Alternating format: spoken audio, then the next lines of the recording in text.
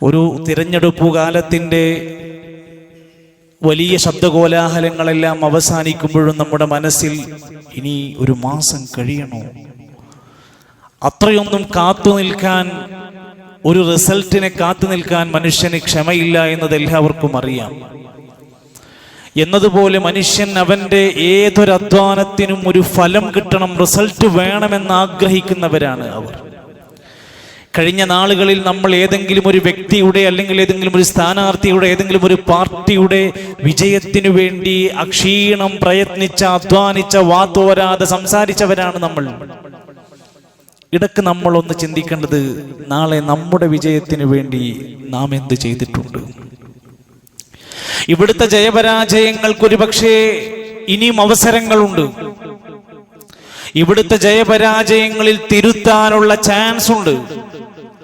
പക്ഷെ വരാനിരിക്കുന്ന പരലോകമാകുന്ന നമ്മുടെ സ്വന്തം റിസൾട്ട് പരിശോധിക്കുന്ന ദിവസം സെക്കൻഡ് ചാൻസ് ഇല്ല. ഒന്ന് നന്നായി ശരിയായി വരാനുള്ള അവസരമില്ല. അടുത്തതിൽ ശരിയാക്കാമെന്ന പ്രതീക്ഷയില്ല. അവിടെയാണ് അള്ളാഹുവിന്റെ ഖുർആൻ പറയുന്നത്, നാളെ അള്ളാഹുവിന്റെ പരലോക കോടതിയിൽ ഓരോരുത്തർ കൊണ്ട് കർമ്മങ്ങളുടെ ഭാരമനുസരിച്ച് അവന്റെ ജയം തീരുമാനിക്കും.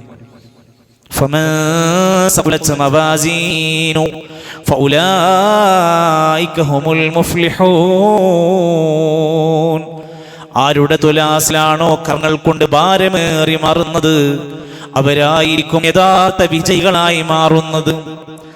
ആ ആളിക്കത്തുന്ന നരകത്തിൽ നിന്ന് രക്ഷപ്പെട്ട് സ്വർഗത്തിലേക്ക് ആരെയാണോ മാറ്റപ്പെടുന്നത്,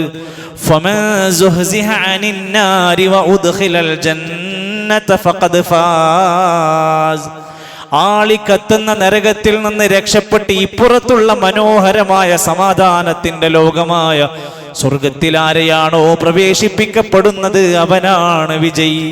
അവനാണ് യഥാർത്ഥ സന്തോഷം കണ്ടെത്താൻ കഴിയുള്ള ആളുകൾ. സുഹൃത്തുക്കളെ, സ്വർഗവും നരകവും തീരുമാനിക്കപ്പെട്ട് അത് നിശ്ചയിക്കപ്പെട്ടത് നിർമ്മിക്കപ്പെട്ട് കഴിഞ്ഞു, തയ്യാറാക്കപ്പെട്ടു കഴിഞ്ഞു. ഇത് രണ്ടും ഒരുപോലെയാണെന്നൊരിക്കലും ഒരാളും പറയൂല, സമ്മതിക്കൂല. ലാ യസ്തവി അസ്ഹാബുൻ നാരി വഅസ്ഹാബുൽ ജന്ന, സ്വർഗക്കാരും നരകക്കാരും സമമല്ല. ഒരിക്കലും ഒരിക്കലും ഒരു നിലക്കും അവർ യോജിക്കുന്നവരല്ല. രണ്ടും വ്യത്യസ്തമാണ് എന്ന് അല്ലാഹു പറയാണ്. ഉലൈക അസ്ഹാബുൽ ജന്നതി ഹുമുൽ ഫായിസൂൻ. രണ്ടും വിജയിക്കില്ല. വിജയിക്കുന്നവർ സ്വർഗത്തിലെത്തുന്നവർ മാത്രമാണ്. നമ്മുടെ കർമ്മങ്ങൾ പരിശോധിക്കുക, നമ്മുടെ ഈമാൻ പരിശോധിക്കുക, നമ്മുടെ ഇഖ്ലാസ് പരിശോധിക്കുക, നമ്മുടെ സ്വകാര്യതകൾ പരിശോധിക്കുക, വ്യക്തി ജീവിതം ആലോചിക്കുക, നമ്മുടെ ദാമ്പത്യ ജീവിതം ചിന്തിക്കുക, നമ്മുടെ സാമ്പത്തിക മേഖല പരിശോധിക്കുക. അങ്ങനെ ഓരോരുത്തരും അവനവന്റെ വിജയിക്കുന്ന സ്വർഗത്തിലേക്ക് എത്താനുള്ള നിബന്ധനകൾ തയ്യാറാക്കി വെച്ചിട്ടുണ്ടോ? അതെല്ലാം പാളിപ്പോകുന്ന, തെറ്റിപ്പോകുന്ന ആസൂത്രണങ്ങളാണ് നമ്മുടെ കയ്യിൽ എന്ന് നമ്മൾ ഓരോരുത്തരും വിലയിരുത്തപ്പെടുക. സ്വർഗത്തിലേക്ക് കൂട്ടം കൂട്ടമായി മനുഷ്യരെ കൊണ്ടുവരികയാണ്. വസീഖല്ലദീന തഖൗ റബ്ബഹും ഇലൽ ജന്നതി സുമറാ, സ്വർഗത്തിലേക്ക് കൂട്ടം കൂട്ടമായി തഖ്വ പാലിച്ച നല്ലവരായ മനുഷ്യന്മാരെ നയിച്ചു കൊണ്ടുവരികയാണ്. അവരാ സ്വർഗത്തിന്റെ മുമ്പിൽ ഇങ്ങനെ വന്നു നിൽക്കുന്ന സമയത്ത്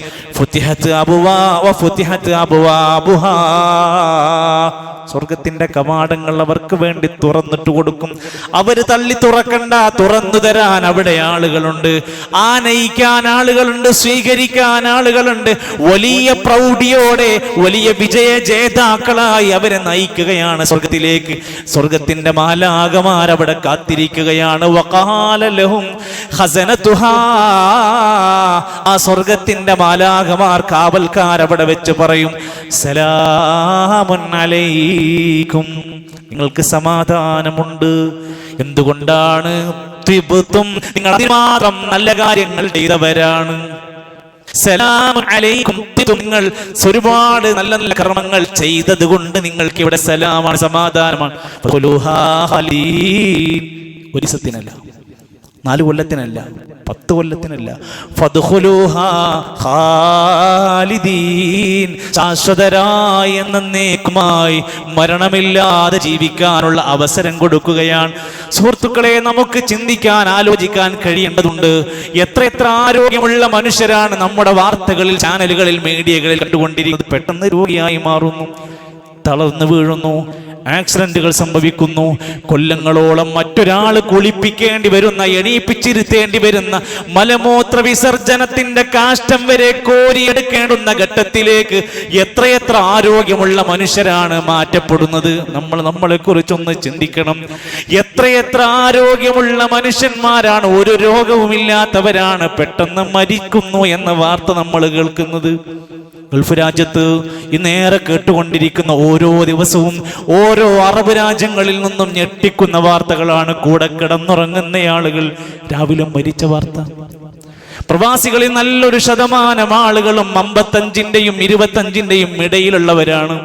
അവർക്കിടയിൽ മരണസംഖ്യ ക്രമാതീതമായി വർദ്ധിച്ചുകൊണ്ടിരിക്കുകയാണ്. നാട്ടിൽ എത്ര പേരാണ് ചെറിയ 40-45 വയസ്സുള്ള യുവാക്കളായ ആളുകൾ മരിച്ചു വീഴുന്ന, അറ്റാക്ക് സംഭവിക്കുന്ന സംഭവങ്ങൾ എത്ര ഞെട്ടലോടെയാണ് നമ്മൾ കേട്ടുകൊണ്ടിരിക്കുന്നത്. എന്നിട്ട് നമ്മൾ എപ്പോഴെങ്കിലും ചിന്തിച്ചോ, ഇതൊക്കെ അവർക്ക് മാത്രം ബാധകമാണ്, ഇതൊന്നും നമുക്ക് ബാധകമല്ല, ഇതൊന്നും എനിക്ക് വരൂല, എൻ്റെ വീട്ടിൽ വരൂല, എൻ്റെ കുടുംബത്തിലൊന്നും ഇത് സംഭവിക്കൂല എന്നൊരാളും ധരിക്കേണ്ടതില്ല. തെറ്റായ ധാരണകൾ നമുക്ക് വേണ്ടതില്ല. എത്ര സമ്പന്നന്മാരായ മനുഷ്യരാണ് തൻ്റെ പ്രൊഡക്റ്റുകൾ വിറ്റഴിക്കാൻ പ്രയാപ്പെട്ടുകൊണ്ടിരിക്കുന്നത്, കഷ്ടപ്പെട്ടുകൊണ്ടിരിക്കുന്നത്. ഇത്ര സമ്പന്നന്മാരാണ് പെട്ടെന്ന് ദരിദ്രരായി മാറിക്കൊണ്ടിരിക്കുന്നത്. പണ്ട് കോടീശ്വരന്മാരുടെ ലിസ്റ്റിലായിരുന്നവർ പിന്നീട് വൃദ്ധസദനങ്ങളിലും ആശ്രമങ്ങളിൽ വരെ കഴിഞ്ഞുപോയ എത്ര മനുഷ്യന്മാരുണ്ട്.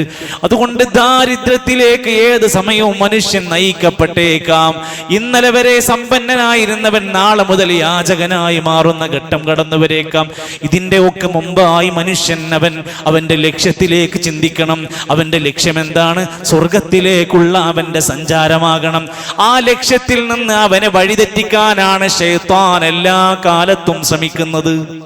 നമ്മുടെ അടുത്തും വരും, അവൻ മോഹിപ്പിക്കും, കൊതിപ്പിക്കും. ദുനിയാവിൽ അവൻ നമ്മളെ പലതും പറഞ്ഞ് സുഖിപ്പിക്കും.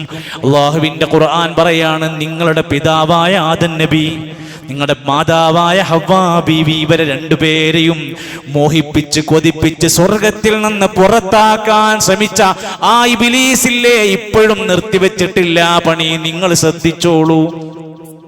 യാ ബനീ ആദം, ആദമിന്റെ സന്താനങ്ങളെ, ലാ യഫ്തിനന്നകുമുശ് ശൈത്താൻ, പിശാച് നിങ്ങളെ കുഴപ്പത്തിലാക്കാതിരിക്കട്ടെ. കമാ ഖറജ അബവൈകും മിനൽ ജന്ന, സ്വർഗത്തിൽ നിന്ന് അവരെ പുറത്താക്കിയതുപോലെ നിങ്ങളുടെ ജീവിതത്തിലും ഫിത്നകൾ കൊണ്ടുവന്നുകൊണ്ട് നിങ്ങളെ വസ്വാസിലാക്കി നശിപ്പിക്കുന്നതിനെ നിങ്ങളും സൂക്ഷിച്ചോളൂ. എല്ലാവർക്കും ഇത് ബാധകമാണ്. ഇന്നഹു യറാക്കും, നിങ്ങൾ ഇങ്ങനെ വിചാരിക്കുകയാണ്. ഇപ്പോഴും ചില ആളുകളൊക്കെ പറയാണ് പിശാചുണ്ട്, ശൈത്വാനുണ്ട്, ജിന്നുണ്ട് എന്നൊക്കെ പറയുമ്പോൾ ആളുകൾ പറയും ഇതൊക്കെ അന്ധവിശ്വാസമാണ്, ഇതൊക്കെ വെറും മാറാപ്പുകളാണ്, ഇതൊക്കെ നിങ്ങൾക്കുള്ള തോന്നലുകളാണെന്നാണ് പറയുന്നതെങ്കിൽ അല്ലാഹുവിന്റെ ഖുർആനാ പറയുന്നത് ഇന്നഹു യറാക്കും, അവൻ നിങ്ങളെ കാണുന്നുണ്ട്. ഇബ്ലീസ് നിങ്ങളെ കാണുന്നുണ്ട്. ഹുവ, അവനും വഖബീലുഹു, അവന്റെ ഗോത്രവും അവന്റെ കൂട്ടാളികൾ, ഒരു ടീം, ഒരു സംഘം ആളുകളുണ്ട്. അവര് നിങ്ങളെ ശരിക്ക് കാണുന്നുണ്ട്. മിൻ ഹൈസു ലാ തറൗനഹും, നിങ്ങൾക്ക് അവരെ കാണാൻ കഴിയുന്നില്ല. അപ്പൊ കാണാത്ത ആ ശക്തി നമ്മുടെ ജീവിതത്തിന്റെ ലക്ഷ്യം തെറ്റിപ്പിക്കാൻ വരും, നമ്മുടെ സുഖങ്ങളെ നശിപ്പിക്കാൻ ശ്രമിക്കും, നമുക്കിടയിൽ പലതരം ഫിത്നകൾ ഉണ്ടാക്കാൻ അവൻ വരും.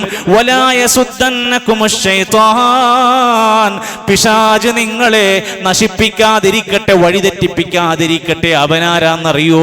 ഇന്നഹു ലകും അദുവ്വും മുബീൻ, വ്യക്തമായ നിങ്ങൾക്കുള്ള ശത്രുവാണ്.